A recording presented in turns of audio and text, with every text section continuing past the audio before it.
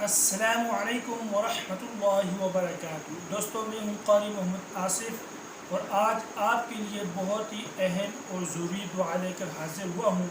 دوستوں، نبی اکرم صلی اللہ علیہ وآلہ وسلم نے ہمیں ہر موقع محل کی دعا بتائی ہے اور سکھائی ہے تاکہ امت ہر حال میں اللہ تعالیٰ سے اپنی رہنمائی فرما سکے۔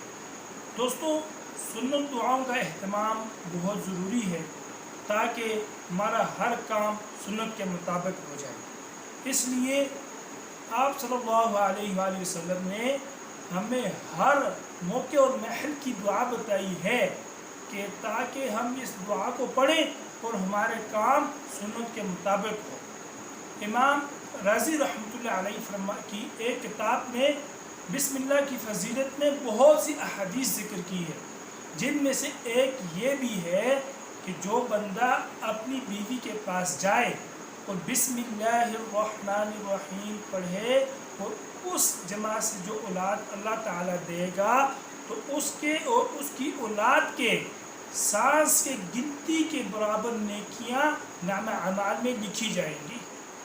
ایک دوسری روایت میں ہے کہ حضرت جابر رضی اللہ عنہ فرماتے ہیں کہ جب یہ آیت اتری، یعنی بسم اللہ الرحمن الرحیم، جب یہ آیت اتری تو بادل مشرق کی طرف چھٹ گئے، ہوائیں ساکن ہو گئیں، سمندر ٹھہر گیا اور جانوروں نے کان لگا لیے اور شیاطین پر آسمان سے شعلے گرے، تو پروردگار عالم نے اپنی عزت و جلال کی قسم کھا کر فرمایا کہ جو شخص کسی کام سے پہلے میرا نام لے گا تو اس کام میں ضرور برکت ہوگی۔ تو دوستو، چلتے ہیں آج کی دعا کی طرف۔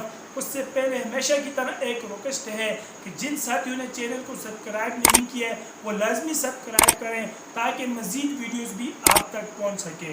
تو دوستو، چلتے ہیں آج کی دعا کی طرف۔ حضرت ابن عباس رضی اللہ عنہ سے مروی ہے کہ نبی اکرم صلی اللہ علیہ وسلم نے ارشاد فرمایا کہ جب کوئی بندہ اپنی بیوی سے صحبت کا ارادہ کرے تو یہ دعا پڑھے: بسم اللہ اللہم جنبنا الشیطان وجنب الشیطان ما رزقتنا۔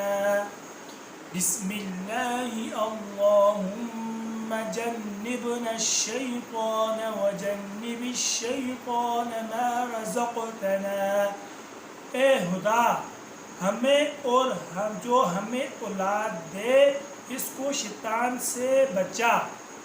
روایت میں آتا ہے کہ اگر اس جمع سے حمل ٹھہر گیا تو اس بچے کو شیطان کبھی بھی نقصان نہیں پہنچا سکے گا۔ تو دوستو، دیکھو سنت دعاؤں کا اہتمام سے کتنا فائدہ ہے کہ ہم شیطان مردود کے شر سے ہم محفوظ رہیں گے۔ اگر ہم سنت دعاؤں کو اپنا اہتمام بنائیں تو ہم بہت ساری مشکلات، مصیبتیں، پریشانیاں اور شیطان کے شر سے ہم محفوظ ہو جائیں گے۔ تو اس کے لیے ان دعاؤں کا بہت ضروری اہتمام کریں اور اپنے بھائی قاری محمد آصف کو بھی دعاؤں میں یاد رکھیں۔ ملتے ہیں ایک نئی ویڈیو کے ساتھ، تب تک اپنے بھائی قاری محمد آصف کو اجازت دیں، اور جن ساتھیوں نے چینل کو سبسکرائب نہیں کیا وہ لازمی سبسکرائب کریں۔ اللہ حافظ۔